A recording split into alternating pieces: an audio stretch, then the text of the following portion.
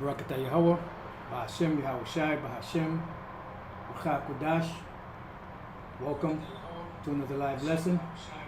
The name of this one is Hit the Button, dated March 24th, 2026, the year of apostasy, sellouts, agents, and the time of Jacob's trouble, And pretty much, I had to get some stuff done this morning. So I didn't really get a chance to do my full protocol. I did a little bit of it, but I had to get a tire. Yesterday I had to get oil change, and then the oil change, it just so happens when I went to go get the oil change, a dude quit, so I was in there for over an hour. It usually takes about 5-10 minutes. But that's neither here nor there. So I went to get a tire today, alignment, because I had a bubble in one of the tires, so I know eventually it would pop, because I started seeing the big cracks in it. So before it popped, I went and took care of that. So while I was there, I went to this little park down the street from the place, and I was doing a little bit of my protocol and listening to this video that I want to play. And pretty much it's that lady Catherine Fritz something, and she was pretty much breaking down what we've been saying the whole time without even using the term MOTB or the beast system or anything like that. And we've been saying that the reason why they want to bring this in is because they want to have a system of total control, in this world. And that is the beast system. This is why it's important to know, teach, identify, and warn against taking this MOTB. It first begins with the identifying it. The Lord is not going to say take this or don't take this, but he's not going to identify what it is. It doesn't make sense, because if you do something ignorantly, then if you don't know it's wrong, then how can you be punished for it? Even though you will, you have presumptuous sins, but the point is, the Lord is not going to say don't do something, and then he's not going to identify what that something is that he doesn't want you to do. All right? So what I'm going to do is I'm going to play a little bit of this, and I want you to listen to her talking points, because her talking points she's pretty much saying what we're saying, but the difference between the people in the world and us is we are able to tie it back to the scriptures. Now, some people, some Christians, are able to tie it to the MOTB, this digital grid, digital system going up, the micro C hip being the mark, and oh, by the way, this morning I was just just thinking, and I just, in my mind, I don't know, my mind just started drifting. And I started thinking about Bishop Nathaniel and having a conversation with him, about the MOTB.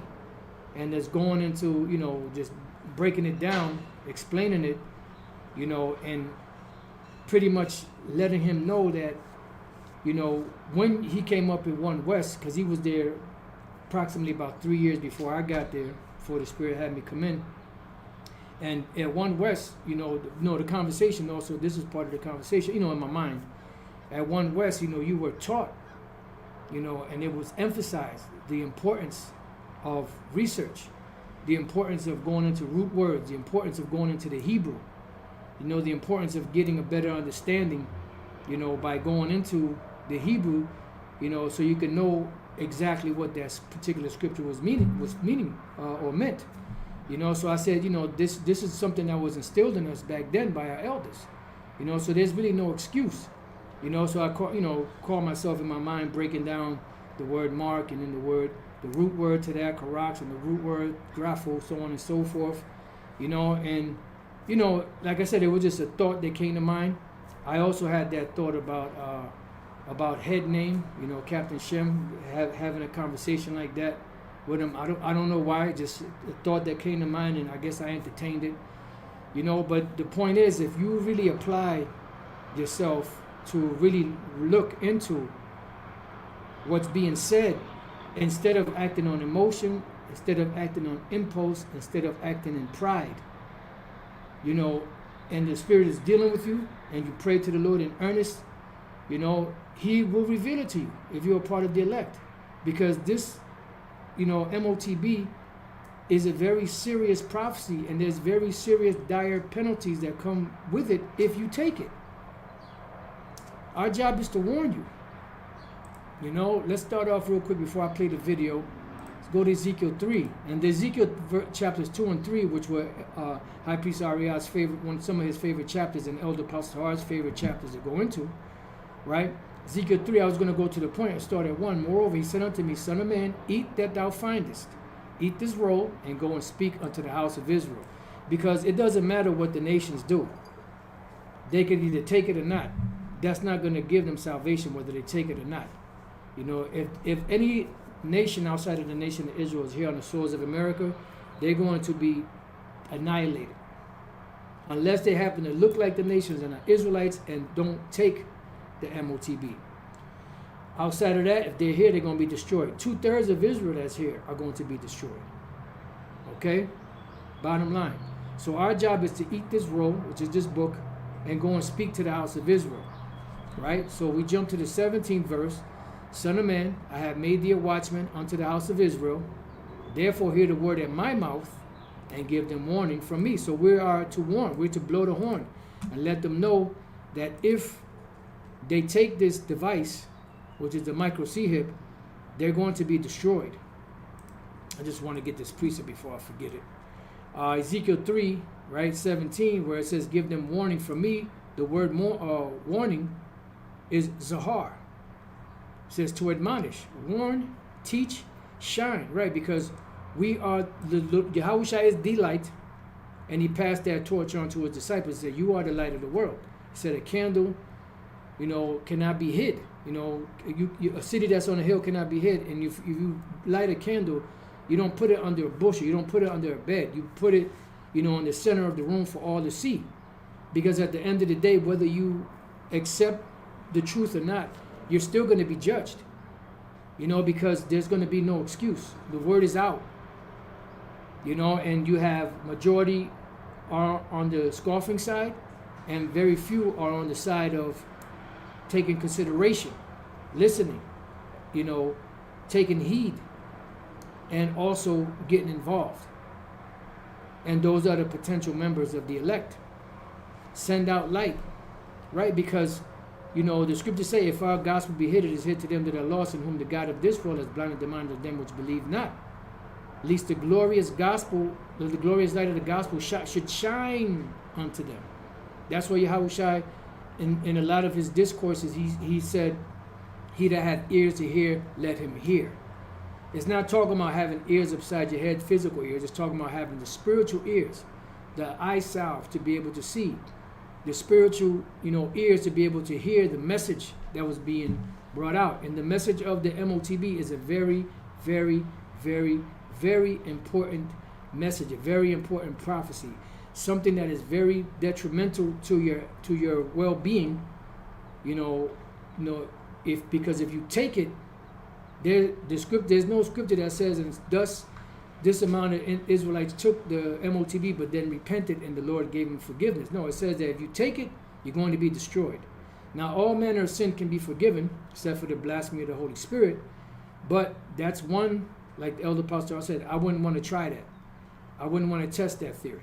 So it says, be light, be shining, to be taught, be admonished, to teach, warn. See, warn, to shine, send out light, figuratively. Because it's not bringing out light, physical light, it's a spiritual light, figuratively, right here, figuratively, to enlighten. Enlighten what? Enlighten the understanding of these other Israelites out here that are potential members of the elect. Because at the end of the day, you know, the elect are going to hear.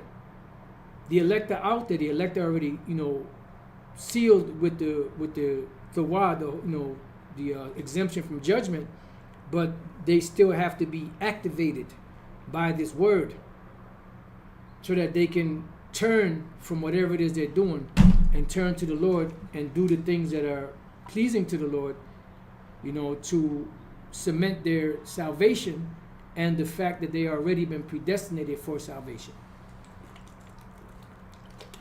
So we're going to look up the word warn real quick, hit the other precept, and then go to the video.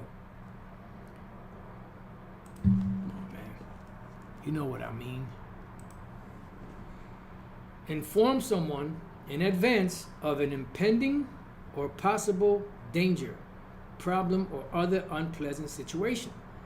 And what is that for? So that they can be armed spiritually with the truth, so that when the time comes, they can be stable in their mind and protected because they stood in the secret counsel of the Lord. They trusted in His name. They called upon His name, Yahweh Bashem Yahweh Shai. Give someone forceful or cautionary advice about their actions or conduct. Right. The Apostle Paul said, rebuke them. How does it go? There's something about rebuke them sharply. Let me see. Let me just type in sharply. See how many times that comes up. Titus 1:13. This witness is true, wherefore rebuke them sharply, that they may be sound in the faith. Matter of fact, let me see what that word there is for sharply. Titus 1:13. Titus chapter 1:13. Let's go to the word sharply. Because you guys out there, you melt, in emotions when someone corrects you. You're worse than a woman. And that's messed up because this society, set it up to where the men are more emotional than women. And the men are more girly than women. And the women are more masculine than these men. So the word is apotomos.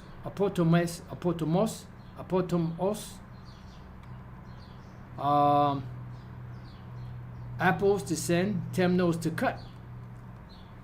Abruptly, precipitously, sharply, severely, curtly. Right, just boom. There's no negotiation. When you give somebody a stiff warning, in your tone of voice, there's no negotiation.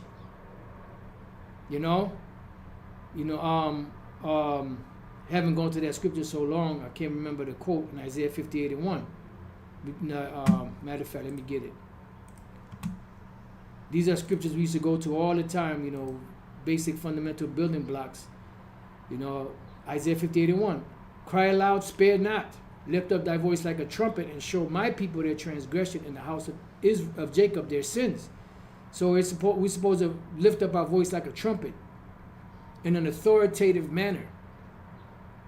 When your mother would try to correct you, you all right, yeah, but when your father said something, you was like, you would straighten up right away, because if you didn't listen, an ass whooping was coming after that.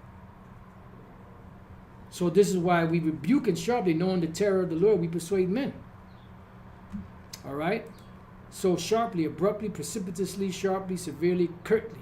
So basically with authority. And it's going to be offensive, because the Spirit doesn't give a fuck about our feelings. When the Spirit speaks, it's just straightforward. There's no negotiating with it. There's no, I'm just trying to, I don't really mean it. Nah. It's just sharp and to the point. And we've been in this faggy ass kingdom so goddamn long that the first thing is, get all emotional. I don't like the way he talk. Shut the fuck up. Remember this and show yourselves men. We're learning to be men here. Not no fucking pussified, emotional, moist metrosexuals. And that's the problem with Jake. The whole dynamic of a warning and of correction and admonishment and rebuke, is something that Jake, that as far as outside of Jake's vocabulary anymore, because of this faggy ass goddamn world that we were brought up in. So rebuke them sharply. So to warn is inform someone in advance of an impending or possible danger, problem, or other unpleasant situation. And that is our job. Going back to the Hebrew word for warn, which is zahar. All right? So going back, let's read this again, and then we'll go to the next precept, and then we'll get to the video. Ezekiel 3:17, Son of man, I have made thee a watchman unto the house of Israel, and there's spies in every camp in Israel. And there's spies in every camp in Great Millstone also. I agree 100% with what Elder Pastor had been saying.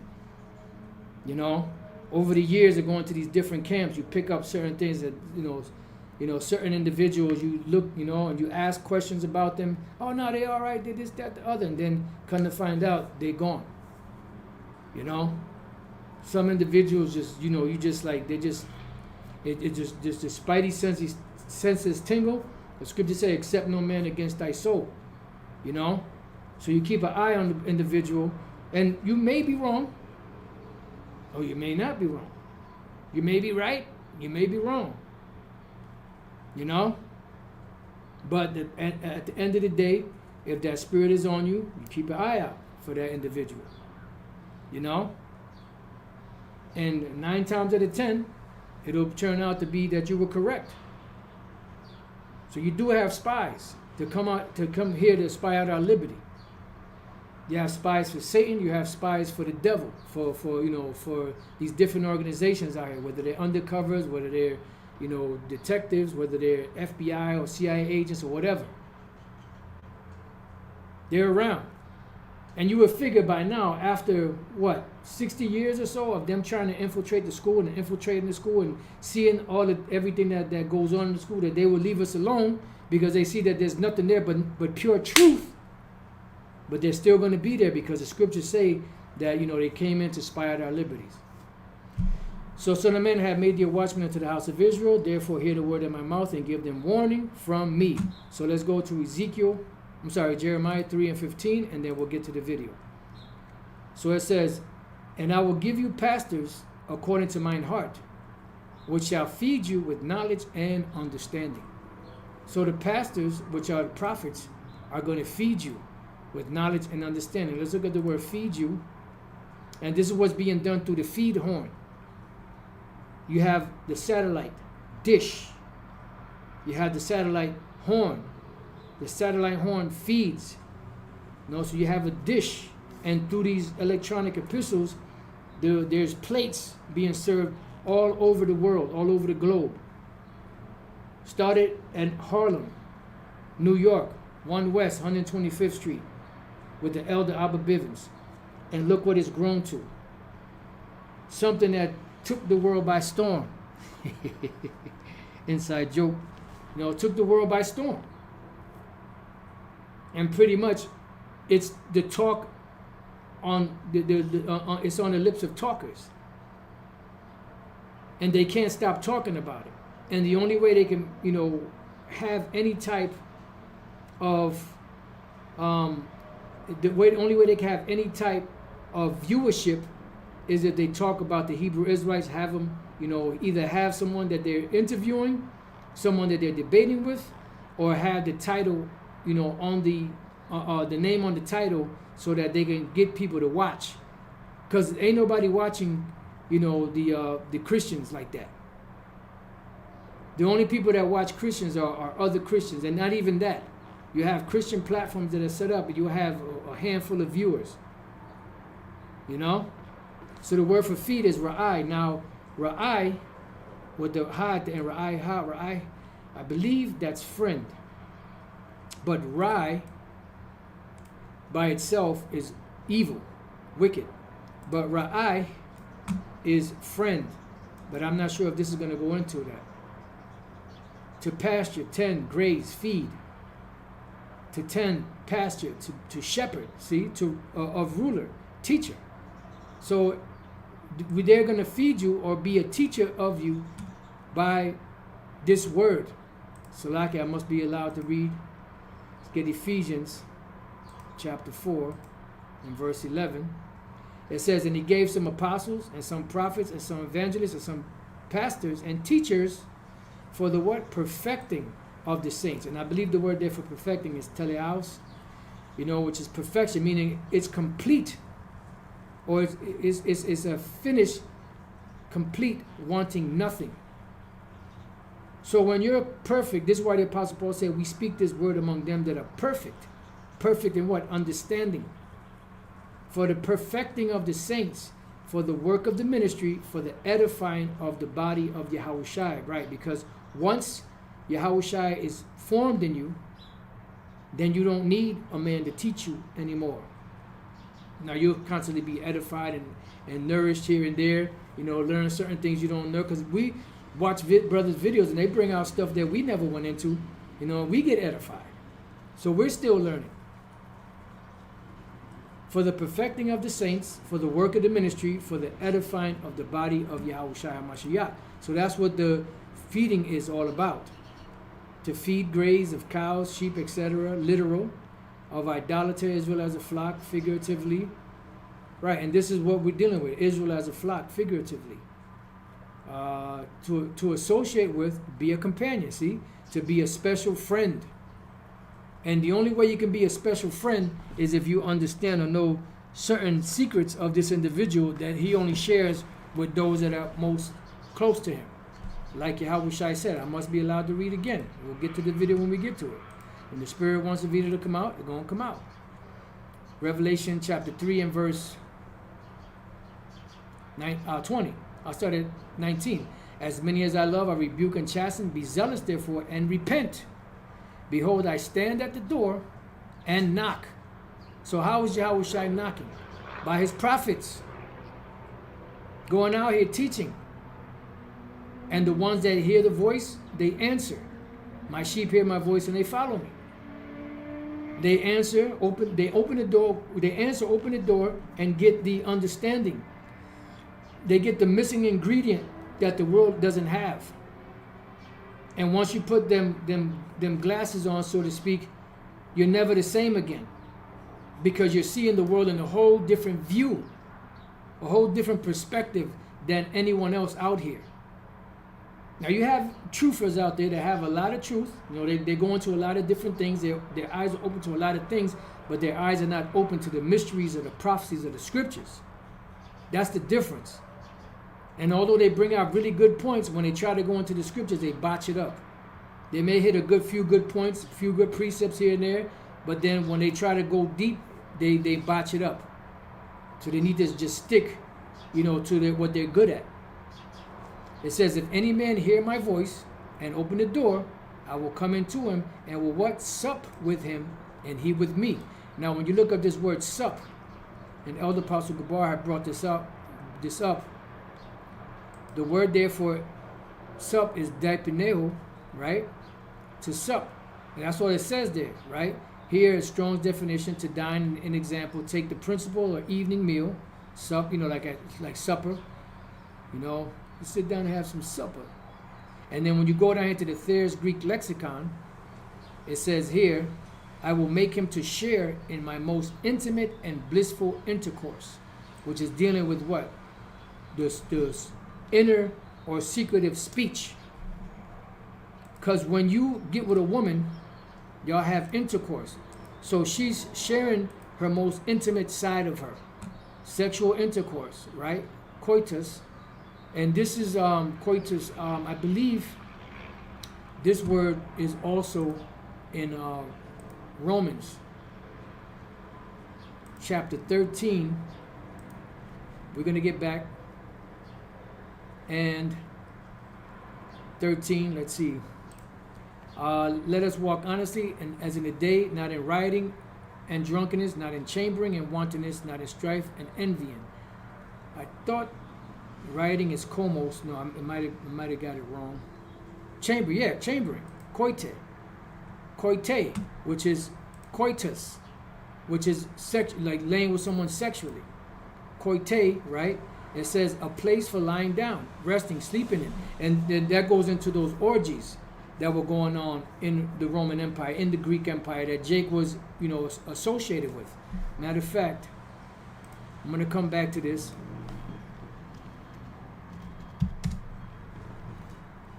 An orgy is a sex party where guests freely engage in open and unrestrained sexual activity or group sex. Illustration of an orgy from De Figuris Veneris. All right? What is the meaning of orgies? Orgies is primarily the Afrikaans Diminutive for eyes. Okay, that's going into something else. Oh, that's ogies. Ogies. That's something totally different. All right. So there you go. It's pretty much unbridled sex. Another one is how does that go in one of the letters of the Apostle Paul? Inordinate affection. That's part of it. And in these orgies, like even Richard Pryor said, you don't know who you effed and you don't know who effed you. Total debauchery. All right. So koite, a place for lying down, resting, sleeping in, a bed, couch, the marriage bed of adultery, cohabitation, whether lawful or unlawful, sexual intercourse. So you have sexual intercourse, right? Sexual intercourse, koites, is physical sexual contact involving genitalia, the genitalia, typically classified into vaginal, anal, and oral types. Okay, so this is what happens in these orgies. It involves three main stages: arousal, plateau orgasm, and resolution, driven by hormonal and nervous system changes. Average frequency varies, with many couples engaging weekly. Health benefits include improved circulation and skin complexion. All right, so this is the actual physical intercourse.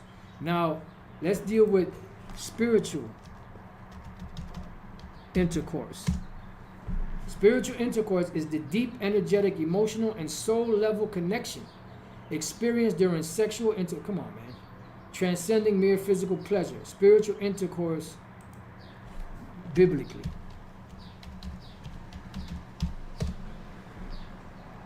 Biblically, spiritual intercourse refers to the profound one-flesh union created through come on. Let's see how we can word this even better.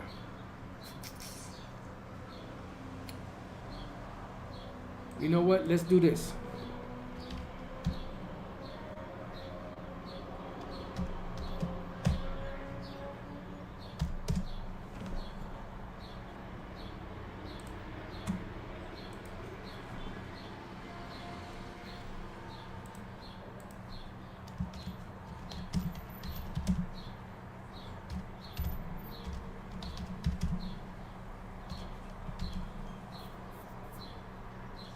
What is that? 20.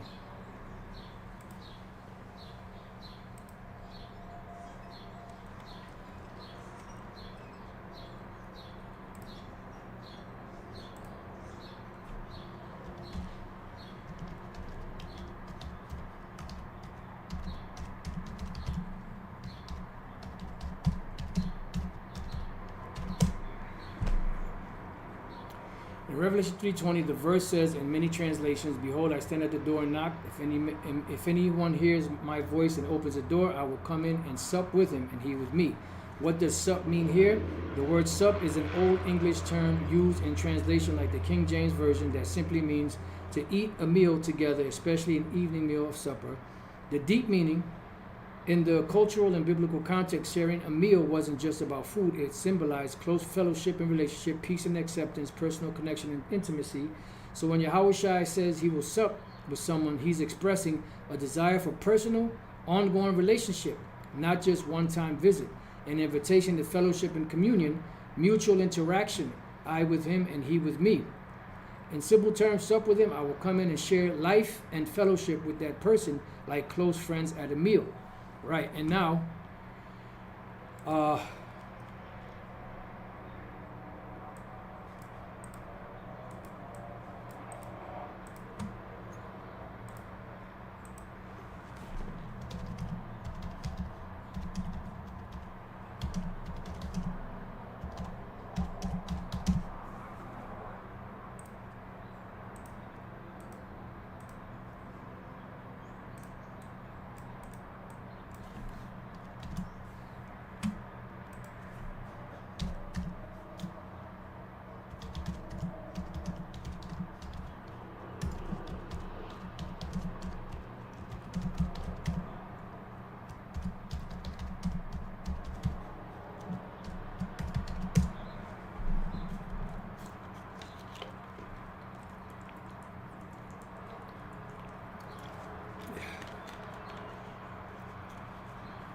Okay.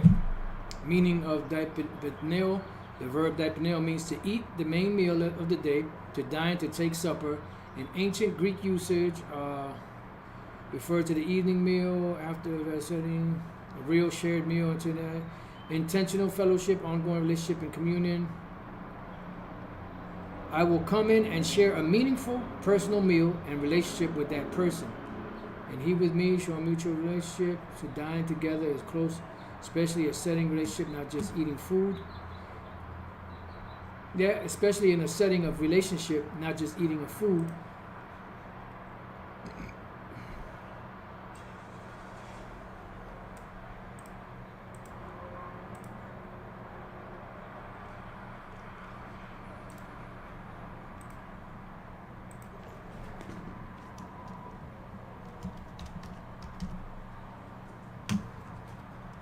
Just bear with me.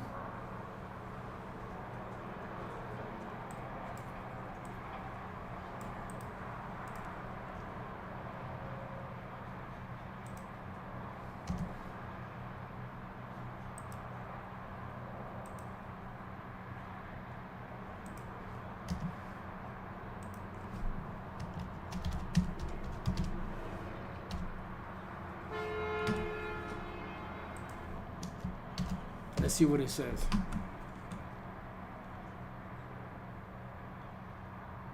Well, that's what it says there, man. Because what is a fellowship, hospitality, relationship, closeness? You're not just going to invite anyone to your house. You know? So when it says, I will make him to share in my most intimate and blissful intercourse, meaning mentally, giving them the understanding, opening up their understanding. And that is building your relationship with Yahweh Bashem Yahushai. And that's why the Apostle Paul said, oh, how I am pained until Yahushai be formed in you. Matter of fact, let's get that. I believe that's Ephesians chapter 4. Oh no, Galatians 4. So my little children, of whom I travail in birth again until Yahushai be formed in you. All right? So now let's look up the word formed. The word is morphao, which is what? To morph, means to change, to form, to fashion, see? So when Yahushua is formed in you, meaning he's fashioned in you, then you begin to grow. He begins to grow in you. So now he can teach you directly because you come to the age of understanding. You've got past the bottle stage. You got past the weaning stage. Now you're in a spiritual, you becoming a spiritual adult until the mind and life in complete harmony with the mind and life of Yahushua shall have been formed in you. And that's it. All right? So I don't know what the hell chat talking about. Chat bugging out. Okay, so where we at? So we done with that.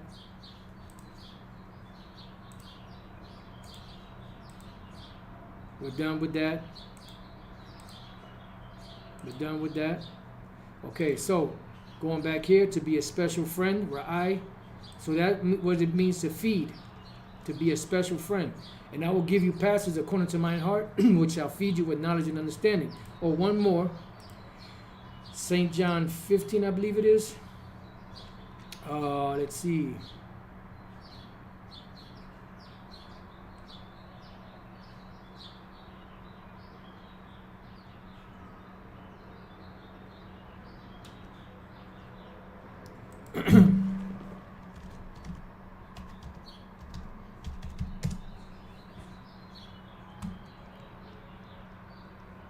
Yep, St. John 15 and 15. Henceforth I call you not servants, for the servant knoweth not what his Lord doeth, but I have called you friends.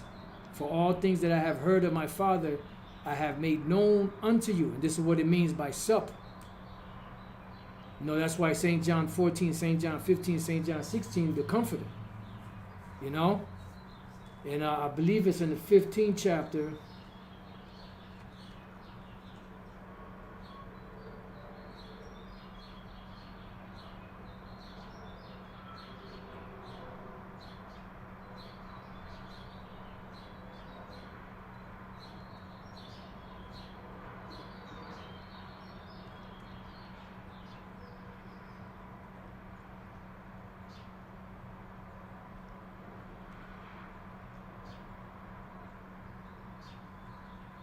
It might be in the 14th chapter.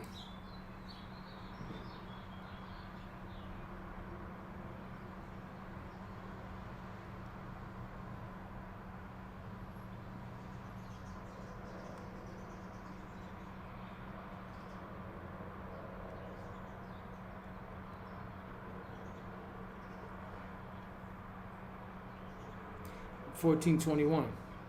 He that hath my commandments and keepeth them, he it is that loveth me, and he that loveth me shall be loved of my Father, and I will love him and will manifest myself to him. See? So Yahushua and the Father, Yahweh and Yahushua, will come and manifest himself to the elect. All right? So let's go back to here. Let's read this one more time, and then we'll go to the video. Jeremiah 3:15, and I will give you pastors according to mine heart, which shall feed you with knowledge and understanding. That's it. And this is how you become a friend of Yahweh Bashem Yahushai. By understanding the will of Yahweh Bashem Yahushai, sharing those intimate bliss, intimate discourse, and following along, with what's pleasing to Yahweh Bashem Yahushai. So let's get to the video. I'm going to speed it up just a little bit for the sake of time.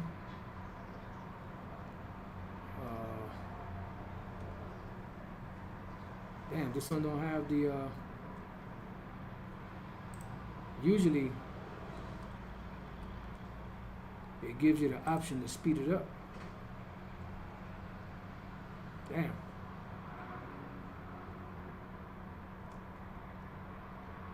I know my, ain't that goddamn old. Playback speed, there you go. Fair use, fair use, fair use. I don't own the copyrights to this video. I'm just using this I'm not making any money off of this video. I'm just using it for educational purposes to edify. Let me know if you can listen. Give me like a thumbs up or something if you can hear.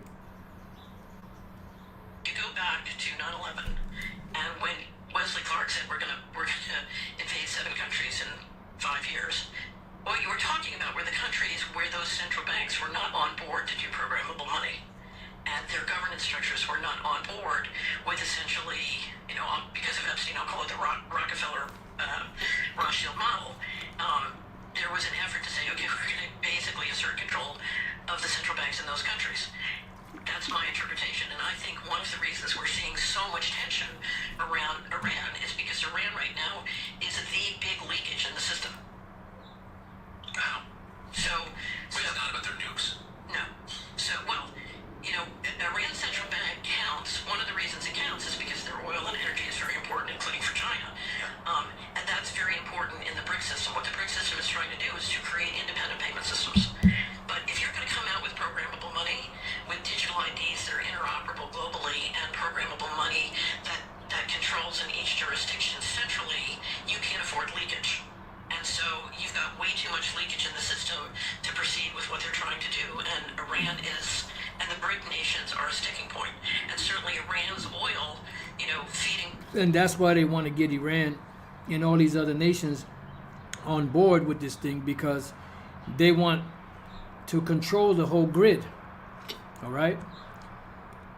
Is China greater independence? So you think that one of the motives behind toppling all these governments was the creation of the control grid we're talking about now? Right. So if you go back to... There you go. Control grid.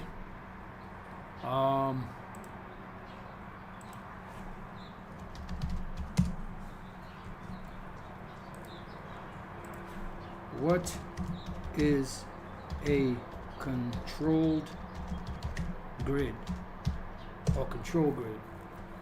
A control grid is a key electro vacuum. Okay, what does it mean?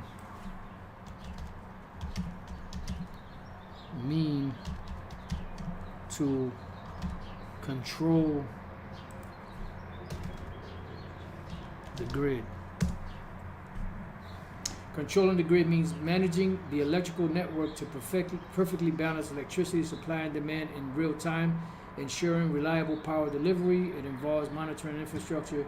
Yeah, it's going into this control grid Grid control and the data science department of. Let's try it this way. What is grid control?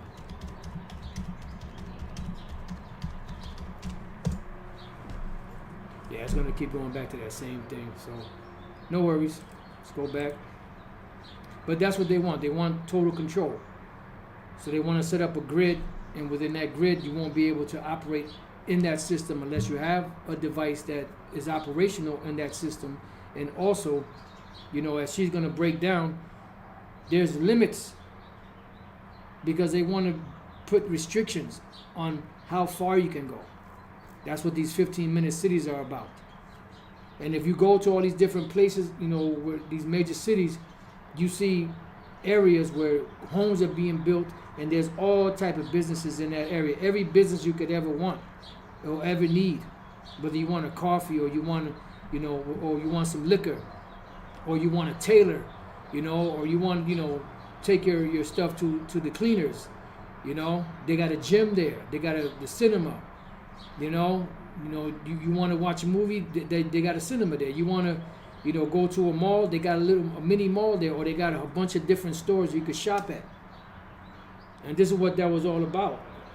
That's the reason why these businesses wanted to take over, you know, every faction of government, you know, through legislation, lobbying in this legislation, so that they can, you know, set up these 15-minute cities to set up the beast system. You had the wonderful Richard Warner on your show, and Richard has a book called The Princess of Xi'an, which is about the sort of effort to take over the Japanese central bank. And I think what you're looking at, I think part of the state of play with both Russia and Iran is how are you going to make sure that those central banks are entirely in the system? So, that was an amazing interview, and he told the story about writing this book of the Japanese central bank. I can't imagine a more obscure topic from a non-economically minded standpoint. It'd be like writing a book on postcards from the Falkland Islands. It's like, it's just, okay, a book on the Japanese central bank. And he said, well, actually, they suppressed it. I couldn't get it published in the United States, and you can't get a copy. And that's uncheckable, so I checked it. You can't get a copy of that book. It's really hard. I think you can order from his publisher right now. Okay, Right. but, I mean, why would someone try to suppress a Because book? it shows you the truth. It takes you right into the secret governance system, and it shows you the primary mechanism by which they implement policy. Yeah, well, it's always the things you're not allowed to say are probably the important things, right? I mean, whenever they penalize you for having a thought, you're probably on the right track. Well, it's one of the critical train tracks of control. So it's what I call the third rail. So I used to finance transit systems and train systems. So, you know, a lot of these systems have two tracks that the wheels go on, and then they have a third rail that the power line runs on, and you get a train trap that flips over and sucks the energy from the third rail.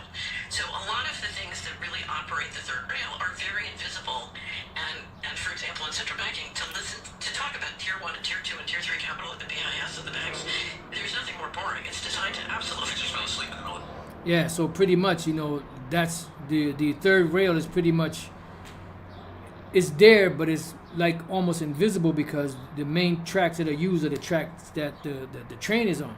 But that third rail is the most important to keep everything running, functioning, you know, properly. And that's pretty much what the central bankers are behind the scenes. They're like that third rail that control everything.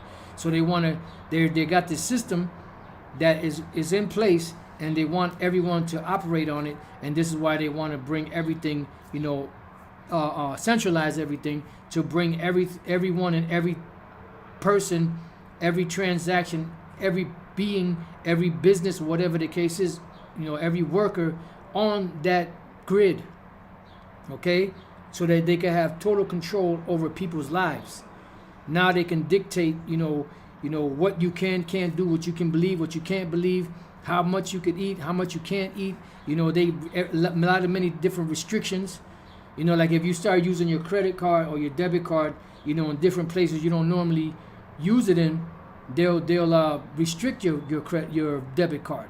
You know, it's happened to me a couple of times. You know, so then I have to go. You know, thankfully one time I went to the bank and they showed me, you know, how to go to the app and you know, either, you know, to check to see if I actually made those transactions, and I could click yes or no, and then that way, you know, you can get access back to your debit card. But this is what they're doing. And this is just a mechanism of getting people used to being locked out of the system as an inconvenience, especially if you don't know how to get back into the system. So this is what they're doing. They're pretty much closing off the globe, something called geofencing. And geofencing is the use of GPS or RFID technology to create a virtual geographic boundary. And that's what they want. And then within that if you go to, like, for instance, right, if you go to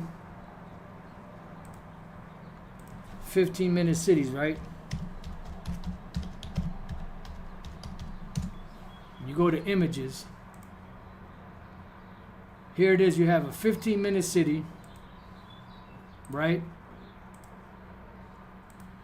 And this 15-minute city, I wish it was a little clearer. Let's see if this one's a little clearer. Yes. Okay, you have your 15-minute city, and let's say you live right here, right here. And there's 15-minute cities, you have 45 minutes this way, 15 minutes, so basically your micro C-HIP is only going to work within the parameters of that 15-minute city. The moment you step out of that parameter, your micro C-HIP won't work. They showed you that in the movie In Time. If you can't go anywhere outside of those boundaries, because it takes time off of you, and you only had enough time to live for a day. So you spent most of your days fighting to get more time so that you can have time for the next day. You see? So there was restrictions put there on these 15-minute cities. That's what's known as geofencing. All right? So the use of GPS or RFID technology to create a virtual geographic boundary, enabling software to trigger a response when a mobile device enters or leaves a particular area. And that's the reason why they had the GPS, Global Positioning Satellite, in order to be able to track people. Geofencing turns the lights off when you leave and on when you get home. Right, and this is why all these different buildings that are going up now are all set up as what? Smart homes, smart apartments, smart complexes, where, they got something called, there's just different, apps and stuff that control all of that. And that's just them getting the people used to this system, because this is what they're bringing. What is the purpose of geofencing? Geofencing is a location-based technology that creates a virtual boundary around the physical area, triggering automated actions such as notifications, alerts, or data logs. When a GPS-enabled device or RFID tag enters or exits that area, it is widely used for marketing, fleet management, security, and operational efficiency. But also, if you go outside of that, it won't work. If you go out of that 15-minute city, it won't work. So if you try to go from this 15-minute city to one that's down the street, and it's more than an hour away from, or more than let's say 20-30 minutes away from your 15-minute city, you won't be able to operate there, because there's a restriction, because your device is only set up to only work in this area. And that's what this is all about. And people think, oh, this is amazing, 15 minutes, everything you want, because you could just walk within 15 minutes. It's a trap.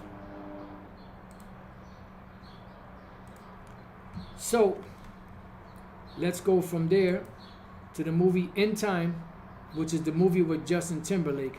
Let's see if we can get the images. Right here, this movie In Time, Justin Timberlake. All right. It says, In Time movie, why were restrictions separated by districts?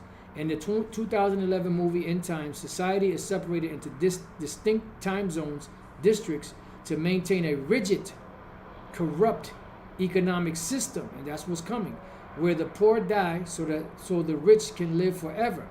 These restrictions are primarily used as a tool for population control, wealth hoarding, and preventing the lower classes from accessing the resources of the wealthy.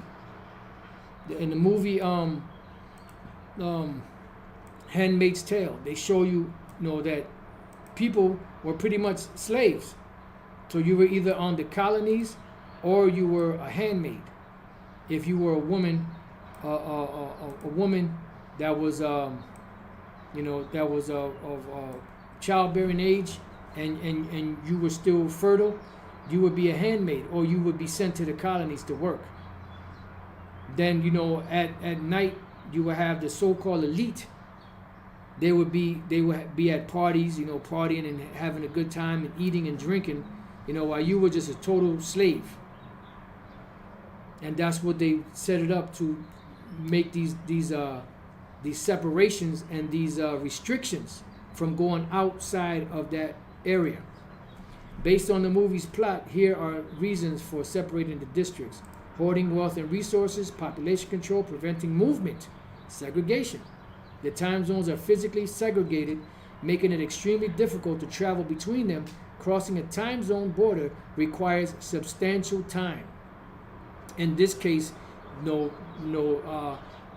okay, what the hell are you doing in this time zone, or what the hell are you doing in this district? And you won't be able to enter. Why? Because your micro CHIP won't work there. Because your micro CHIP is programmed to work in that city, that 15-minute city where they placed you at. Time that the poor cannot afford to lose, as their daily existence is a constant battle for survival. See, protecting the elite. And that's what they want, because they want to be able to track all of their subjects. And remember that the MOTB is a badge. When you go to, Revelation 13, right? And 16 says, and he causes all, both small and great, rich and poor, free and bond, to receive a mark in their right hand or on their forehead. When you go to the word mark, right, which we always do, the word there's charagma, right? But when you go down here, it says a stamp, an imprinted mark of the mark stamped on the forehead of the right or the right hand as a what? As a badge of the followers of the anti-Messiah, which is no such thing as one anti-Messiah. There's many anti-Messiahs. But as a follower, it's a badge to be able to, function in this geo-fencing system that is going up, this digital system that is going up, the future of business. Okay? And when you look up badge, it's, you have a police badge, but you also have different types of badges. Badge is a small, typically worn emblem made of metal, plastic, or cloth, used to indicate membership, authority, achievement, or identification. See? So in this case, it would be a tag or a badge, which is what? That micro CHIP, which because the badge usually has the person's name, and usually sometimes they have their number, it may have their rank, but in the case of the people, it'll have your name and all of your history, your criminal record, your health records, your finance records, so on and so forth. And that's the wave of the future. Okay? So it's a badge. And it's also, like it says, the carved sculpture, graven work, the mark branded upon horses, is a branding for the property of these international bankers, because they view the world. If you're not one of them, you're a goy. Which the word goya simply means, nation, but they apply that to cattle. So you're nothing more than cattle that needs to be branded, so we can keep an eye on them. And I believe that each one of those micro CHIPs is going to be, issued, to the people, and they're going to have the masters are going to have a specific code that they have, that these particular slaves here belong to you, to the Rothschilds, and these belong to the Rockefellers, and these belong to the Vanderbilts, and these belong to the Merovingians, so on and so forth. So it says, protecting the elite, the distance and restrictions separate the time rich from the time poor, creating a buffer that protects the wealthy from the desperate population of the ghettos. And who you think that's dealing with? It's dealing with Jake. And that's what they want. They want the super elite and they want the super poor. This is why they systematically from 2020 destroyed. I mean, they totally destroyed the middle class. That's why you have people that are used to living a certain lifestyle that's catching hell now and complaining that they pay their rent but they can't eat.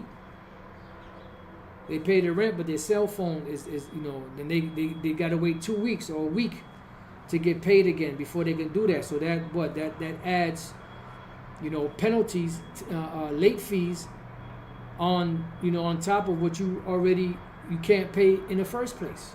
This is a total wicked, corrupt society. And this is what we're telling you. Exploitation. The system requires a slave labor force, to produce goods and services.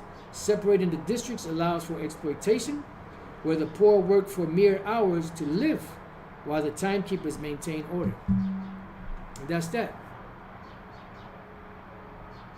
So in summary, the restrictions are designed to ensure that time, the currency of the world, right? So which you could replace time with what? Micro-CHIP. The currency of the world, because that's going to be the currency of the world, remained concentrated in the hands of the elite, while the majority were forced to die young, separated by physical borders. And this is what those 15-minute cities are about. This is what geofencing is all about, as we read. The use of GPS or RFID technology to create a virtual geographic boundary, enabling software to trigger a response when a mobile device enters or leaves a particular area. And then if you leave the area, your micro-CHIP is turned off. If you don't comply with the mandates of the system, your micro-CHIP is turned off. So you can't eat, you can't function, you can't work, you can't go anywhere, you can't travel, because you're just going to be restricted to that area. And especially if you don't comply, you're going to be cut out of the system. So it's not coming, it's already here. It's just a matter of them putting the right provisions, creating the right situation or the right crisis to bring in, the mandate for the micro-CHIP. And once everything goes digital, it's going to be very easy to transition from whatever currency they're using to adding the micro-CHIP in there. And that's why it's important to, really identify what this thing is, because there's a penalty for taking it. Oh yeah, you'll be able to eat, you'll be able to move around, eat this fake meat. You'll have a home, you have an apartment, probably a little cubicle. You can go, within the parameters of that 15-minute city, you can do whatever you want, but at what cost? Your life. Because when the missiles fly, you're going to die. You're going to die. All right, so let's play a little more of this. Well, that's right. Exactly. Right. Is it boring by design? The way you're taught to talk about it is boring by design. It's like the mechanisms of the legal system. If you look at the mechanisms of civil procedure or criminal procedure, and you get into the weeds on it, it can be very boring unless you understand the application, and that can make it very interesting. But the capital, most people don't understand the capital's, sort of regulatory system, and yeah, it can get very, very boring. Can you just, for people who haven't seen your previous talk, explain what the control grid is? What it looks like and what it means? So the control grid is a process or an infrastructure that allows digital technology to be used to assert phenomenal surveillance and control of people. And at the very heart of it is what... See, and that's it. And then why is it that you try to look it up and it's not going to give you all that information? Called programmable money. So it's money... See, and programmable money. What is programmable money? And we're going to get back to her.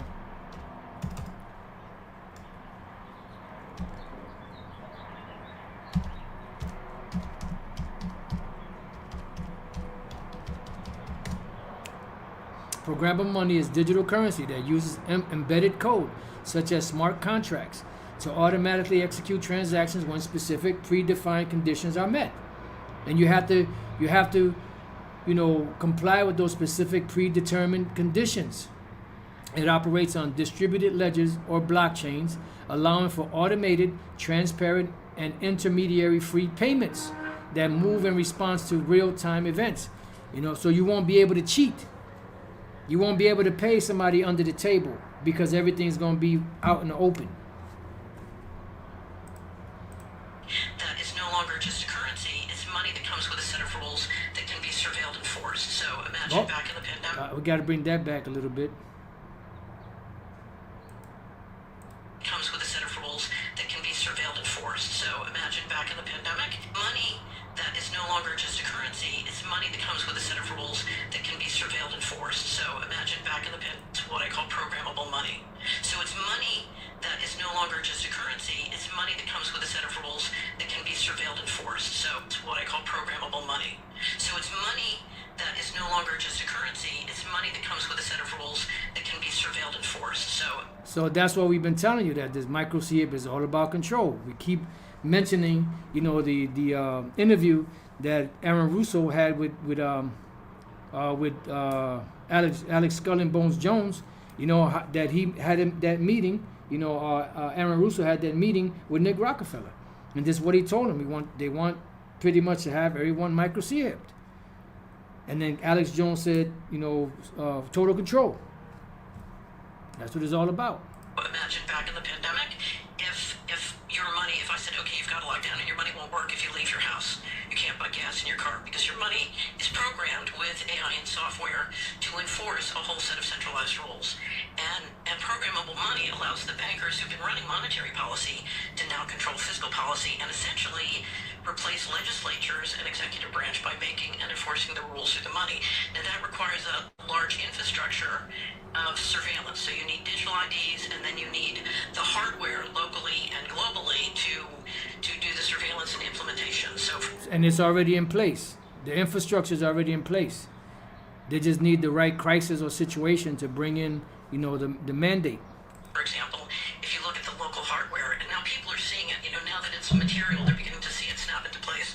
So I don't know if you know flock cameras, but there are many communities across the United States that are entering into contracts paid by the taxpayers to put up cameras all around their neighborhood that track license plates and keep that data and share it with a variety of people. Right, and that's what Waymo does, because Waymo has a whole bunch of different cameras all around it, and what it does is just driving around. Those cameras are used for it to navigate, and not get into accidents, but it's really taking pictures of everything, video of everything that's around, people's, license plates, how they driving and all that. It's taking all of that is information. Information is wealth of the future.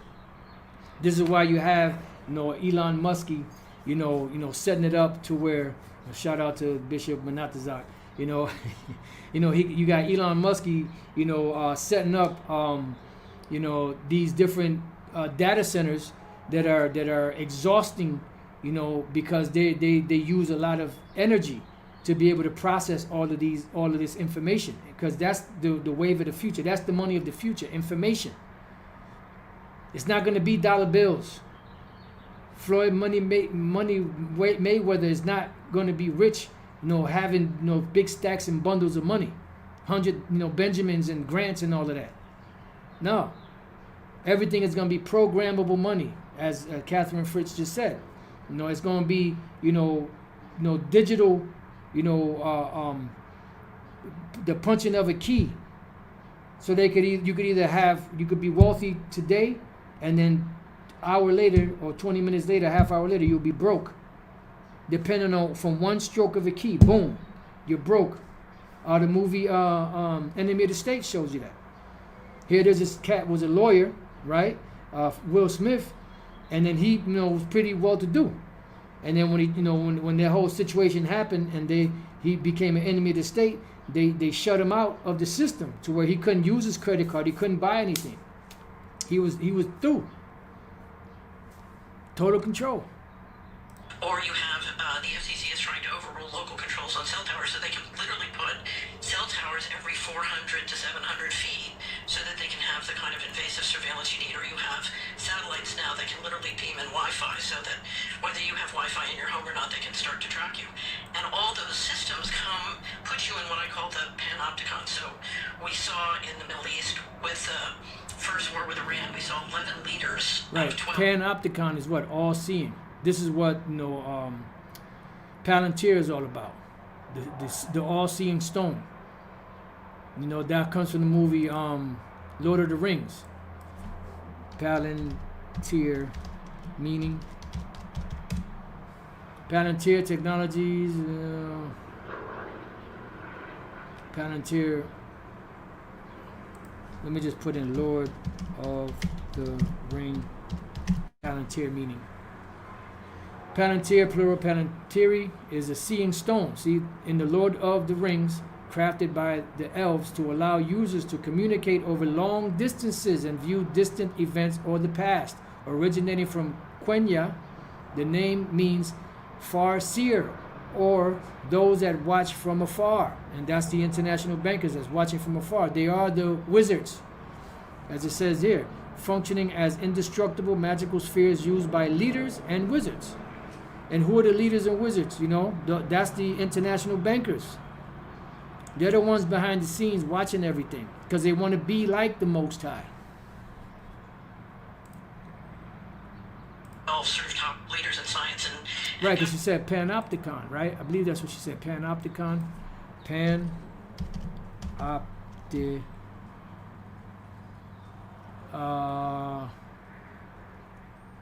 know what? Let's try panoptical. Panoptical or panoptic describes the ability to view or understand all parts, aspects, or areas of something at once, typically from a single, all-encompassing vantage point, which is what? Centralized.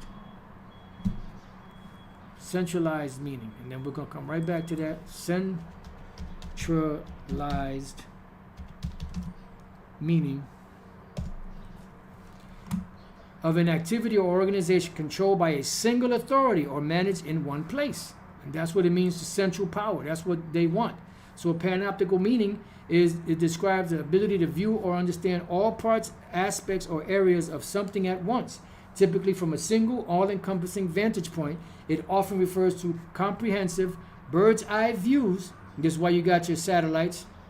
This is why you got your drones. This is why you got your satellites in the sky, and you got the ones on the earth.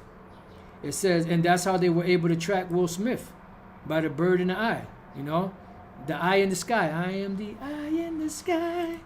Salakia, for my lousy singing. Bird's eye views or surveillance systems that monitor everything within a space. See, because they want everything controlled. Geofencing.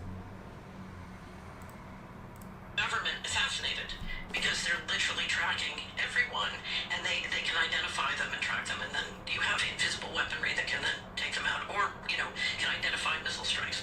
So Let me ask you seriously about the 12-day war against Iran in June of 2025. We were led to believe, just as newspaper readers or news consumers, that those 11 Iranian officials were targeted with human intelligence. That Israel had spies inside of Iran, but you're saying that was done digitally. that's probably, I would assume that that's probably true, because you always want to get human confirmation of what the systems are telling you. It's always better if you have both.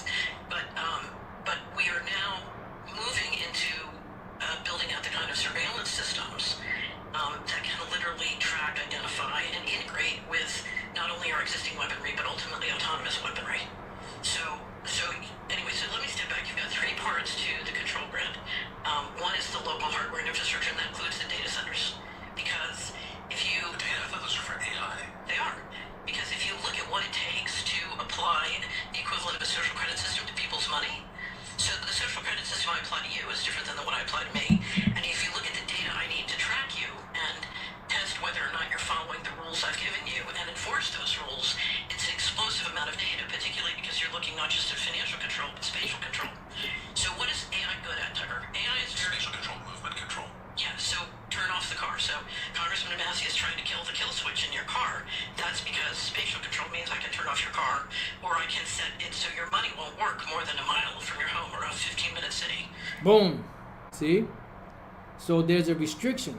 If you go outside of the parameters of, what that microchip has been programmed to function in, you're not going to be able to operate. That's total control. It's a way of keeping you, relegated. So pretty much it's like, Scully Bones said, prison planet. It's a prison planet where the whole world is locked down, through this digital system, through this surveillance.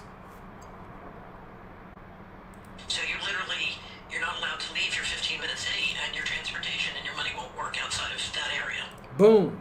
So let me step back. So what is AI good at? AI is very good at tracking things that can be expressed mathematically. And financial transactions and spatial movement can be expressed mathematically. And so what the AI centers are for, primarily, is to build that digital control grid and to manage that data. So, and now it can be used for many other purposes too, so it's not just going to be used for control. And that's why when you go into the different root words of the word mark, charagma, charax, and the end of it is what? Grapho, which is the writings, the records, things that are stored. And this is why they're saying that information is money. You know, that's wealth of the future. Because this is what these devils are gathering. That's why you had your Facebook, which eventually became Meta, as Elder Pastor brought up, Metapon, forehead. You know, and that was what, you know, it was a new platform for people to share, you know, all their thoughts and their pictures and everything they do in everyday life. And they, oh, this is such a great platform. My goodness, I can't believe it. Who came up with this? This is amazing. But all it was just a centralized resource to gather the information of all these dummies out here. And it was set up by oh man, what was the name of that company? I can't think of the company's name right now that it was set up by, but they were indirectly funded by the CIA. I forget the name of the company.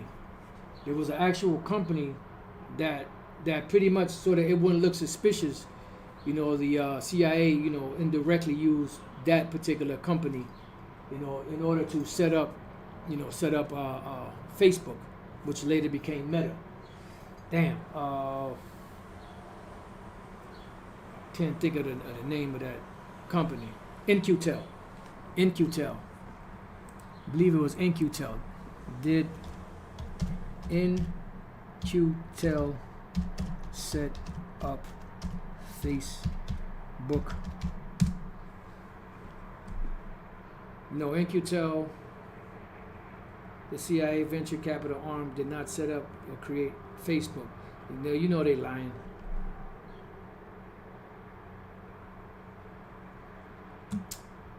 You know they fucking lying. Okay, so what company set up Facebook?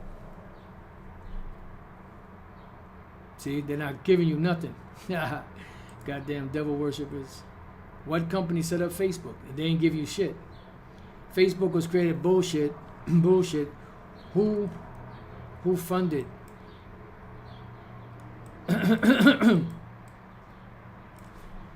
Who funded? We the juggernaut, bitch. Who funded?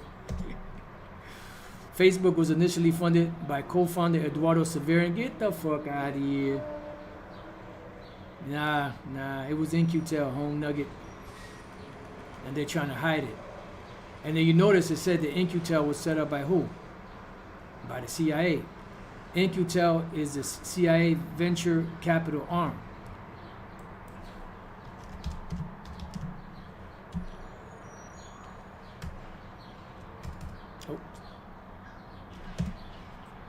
Oops.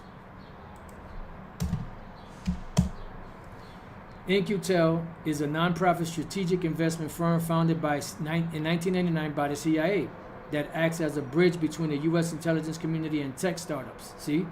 And what tech startups? Is Facebook a tech startup?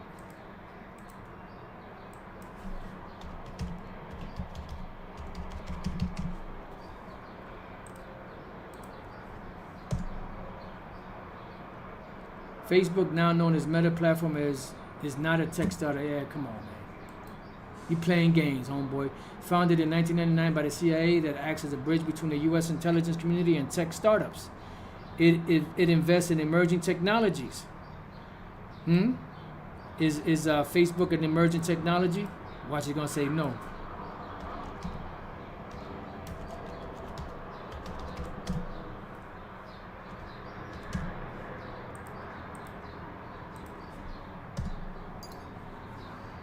Facebook Meta is not considered. Yeah, get the fuck out of here. It says specifically AI, cybersecurity, software, and hardware that serve national security interests. Notable investments include Palantir Technologies, come on, man, Google Earth, formerly Keyhole, and QCTRL. Come on, man, we're playing games. Let's listen to the rest of this. But to me, that's the primary purpose. In that, if you look at the cameras, if you look at the cell towers, if you look at the satellites, and then the AI, the data centers, those are all component pieces of the local hardware. So there are three sort of pillars that I track. One is the programmable money, and that's what we at Solari are trying to stop. The second is the digital ID, because you need digital ID systems that are interoperable globally, and then the local hardware. And those are sort of the three pillars. And what's interesting is there's phenomenal development of all three. We have a commentary at Solari where we track, it's called the Fast Approaching Digital Control Grid, and every week we update all the things that are being done to build those three pillars and have them integrate with each other. And ever since the inauguration, it's been moving very, very quickly. Now, it's both sides of the uniparty. They come at it in different ways and they do different things. But this is, ultimately what this is doing is this is going to a point where the central bankers, whether they do it with a central bank digital currency or private stable coins and asset tokens, are setting the world up so that they can control your financial transactions literally in real time with the equivalent of a social credit system. See? So, I mean, that this I mean, little short, about 11 minute, because the 19 minutes took about almost 15 some odd seconds to get started. So just in that little bit, there was a lot said. Like Elder Pastor said, you could do a short video and say a whole lot. That's very impactful. That short video got my spirit stirred up. But like I said, while I was waiting for my tire to get done, I was at this little park. I was doing, part of my, protocol. Shout out to the Elder Kanak, and I did grit, and from that point I listened to her, and then that sparked, the lesson. I couldn't wait to get back to the crib to do the lesson. Lord's will, now I could get back, to the funk track. Salaka, a little silly. Then doves are starting to hover. So let me roll out of here. Let me leave you with Revelation 3 and 10, because see, the elect have the scriptures, as a comforter. The elect have the scriptures as stability. The elect have the secret place of the Most High, which is this truth, the names of Yahweh Bashem Yahushua, and this truth to keep us stable in these times when all hell breaks loose and people are, coming unhinged. The Spirit got us locked in, and it's a beautiful thing. So Revelation 3:10 says, because thou hast kept the word of my patience, because we suffered for this truth. We have suffered and we still suffering, and it's going to get worse. So this is Yahweh Shai speaking, red letter, look.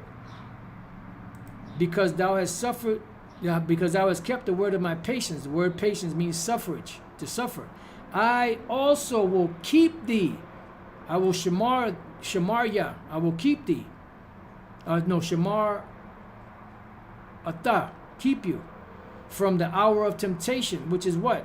What's coming down the pike.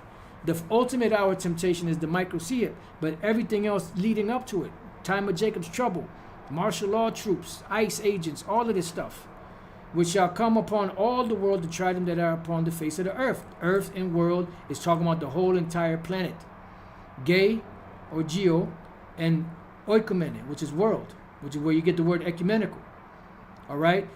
I will keep thee from the hour of temptation, because it's coming. That's why it says, woe to the world and them that dwell therein.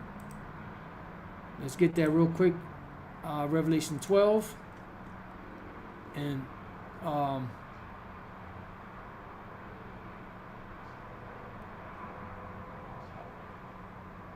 Revelation 12:12. Therefore rejoice, ye heavens, and ye that dwell in them, which is dealing with the elect that are in the heavens. Woe to the inhabitants of the earth and of the sea.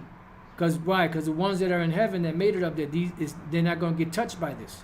Woe to the inhabitants of the earth and of the sea, for the devil is come down unto you having great wrath, because he knoweth that he hath but a short time. But in the midst of all that, Yahweh shall say he's going to keep us.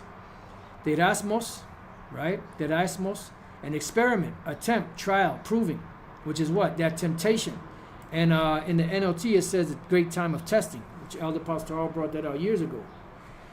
Trial, proving the trial made of you by my bodily condition, since conditions served as a test to test the love of the Galatians toward Paul, the trial of man's fidelity, integrity, virtue, constancy. So we're all going to be tested, and we all pray that the Lord give us the minerals, the inner fortitude to endure all of these things, and not to quit, not to stop, not to give in, because it's going to get grim. An enticement to sin, temptation, whether arising from the desires or from the outward circumstances, which is what? Jacob's trouble. An eternal temptation to sin, of the temptation by which the devil sought to divert Yahushua, the Messiah, from his divine errand. And that's what Satan is trying to do. He's trying to divert us from our divine errand. We've been commissioned. We've been entrusted with this gospel. We've been given a job. Remember, the harvest is plenteous, but the laborers are few. Of the condition of things or a mental state by which we are enticed to sin or to a lapse from the faith and holiness. Yeah, because to take the microCF is a sin, but the MOTB is not sin in general. It is a sin, but it's not sin in general.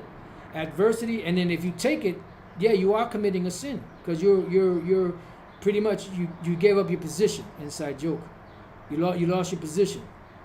Adversity, affliction, trouble sent by the Most High and serving to test or prove one's character, faith, holiness. Temptation, an example, trial of the Most High by men, right? Because the men, the international bankers that set up these flunkies underneath them, these different agencies that are going to test the resolve of the elect. Rebellion against the Most High, by which his power and justice are, as it were, put to the proof and challenged to show themselves. So because we kept the word of the Lord's patience, he also will keep us from the hour of temptation. He said, my servants shall eat. All right, so with that, I pray that you brothers and few sisters have been edified. Till the next time I say, Shalom.